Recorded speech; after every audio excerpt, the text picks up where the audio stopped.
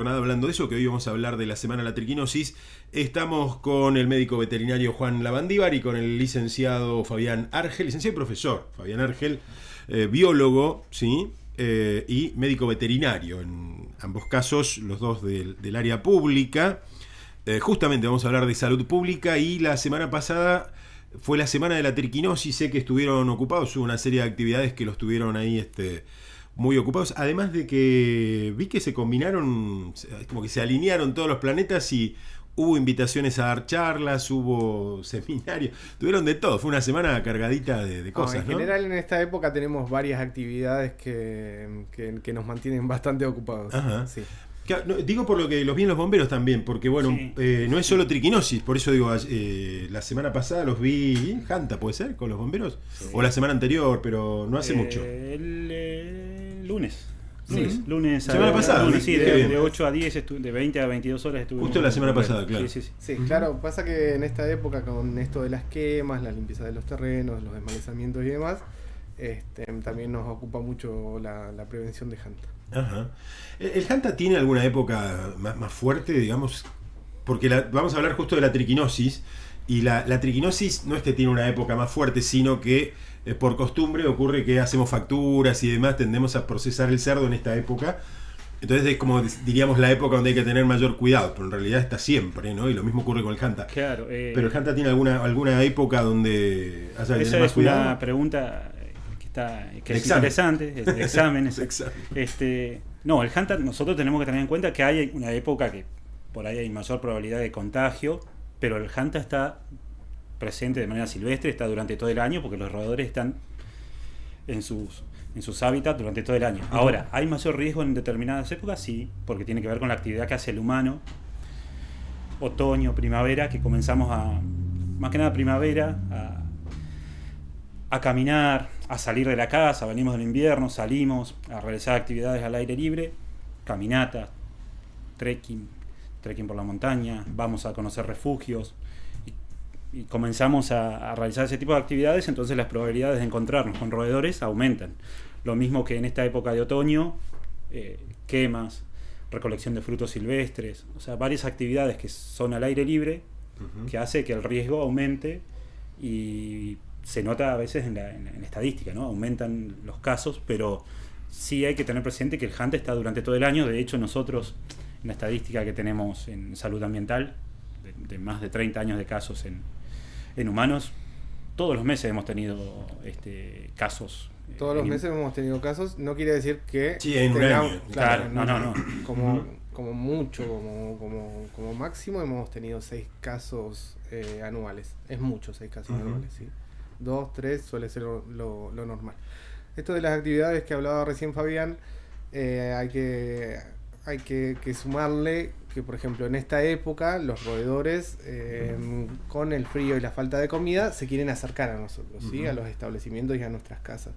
Y en primavera es donde tienen la explosión demográfica, ¿sí? Aumenta mucho el número de individuos porque aumenta también la comida y se empiezan a reproducir. Claro. Entonces, si le sumas las actividades más estas dos condiciones, y sí, vamos a tener más contacto y más probabilidades de encontrarnos, claro. De encontrarnos y de contagiarnos, sí. Claro, hay dos cosas, digamos. Una es la del propio roedor y la otra es, hay que separar, digamos. Una es la actividad propia del roedor y la otra es la actividad propia del humano, digamos. Y la tercera serían las condiciones climáticas de humedad, fuerza de los rayos solares, condiciones climáticas que hacen a la supervivencia del virus, ¿sí? Que dure más o menos en el ambiente. En el ambiente, claro.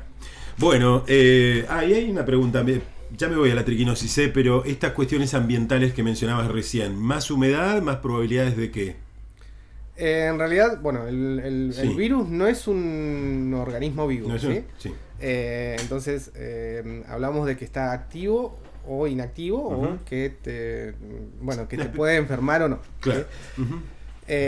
Los rayos solares lo suelen desactivar muy rápidamente, entonces si es pleno enero va a durar muchísimo menos en el ambiente, ¿sí? Con un porcentaje de humedad no óptimo también, ¿sí? La sequedad lo suele inactivar también. Perfecto.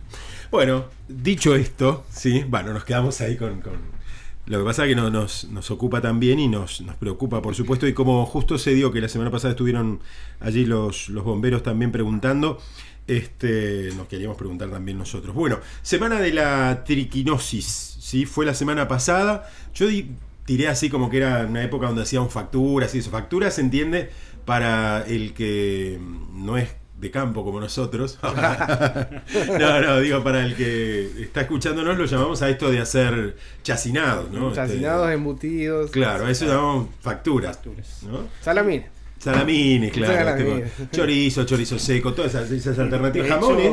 De hecho, nosotros en el laboratorio los análisis indican eso, digamos, a fin de año, diciembre, lechones. No te digo el 100%, pero el 90% de lo que se analiza son lechones, porque viene la época de fiesta, asado, claro. de asado.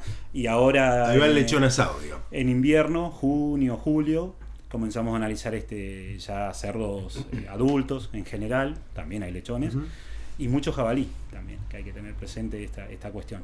Pero sí, hay como 2 épocas bien marcaditas en el año, y esta es la época de chacinados. De chacinados, claro. La gente empieza ya a engordar y a ver que lo va teniendo listo, preparado ya para dentro de unos días comenzar ya con la faena. Que se aprovecha en general la carne nomás del cerdo, ¿sí? No sé si es una cuestión cultural, el resto se podrá comer o no, pero vieron que no es lo mismo que no se aprovecha todo el animal en el caso del cerdo. Bueno, y vamos a hablar de la triquinosis. La triquinosis es una enfermedad que está en estado silvestre también, ¿no? Sí, decimos que tiene 2 ciclos, uno doméstico y uno silvestre. El silvestre es el que se da en la naturaleza naturalmente. Naturalmente, claro. Sí, y mantiene el ciclo. En la naturaleza se encuentra en un cuarto de todo el planeta, por lo menos identificado, y faltan zonas por identificar también. Y lo que es el ciclo doméstico, ¿sí? Por supuesto, el ciclo doméstico es mucho más peligroso para nosotros porque está obviamente alrededor nuestro con los cerdos que estamos criando, y nosotros vamos a consumir en más cantidad de esos cerdos. Claro. Sí, algunos los crían en teoría para comerlos. Pero bueno, naturalmente lo podemos encontrar en los cerdos jabalíes, o inclusive hay registros de contagios a personas por comer carne de puma. Mira vos. Eso lo habíamos escuchado el año pasado, ¿cierto? Lo del puma. No sabía que se comía el puma. No, yo tampoco, pero sí es que ha dado positivo a triquinosis el análisis de pumas. Sí. Mira vos. ¿Alguien vino alguna vez a que le analizaran un puma? Sí, evidentemente. Evidentemente sí, no en nuestro en el laboratorio. No en el laboratorio, pero sí. Pero sí. Claro, porque sí se come el puma.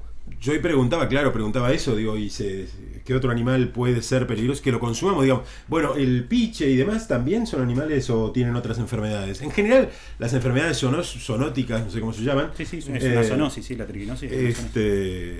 Hay muchas, porque, bueno, la gente, no sé, se me ocurre, aves, a veces aves silvestres. Hay algunos registros en aves, pero es bastante...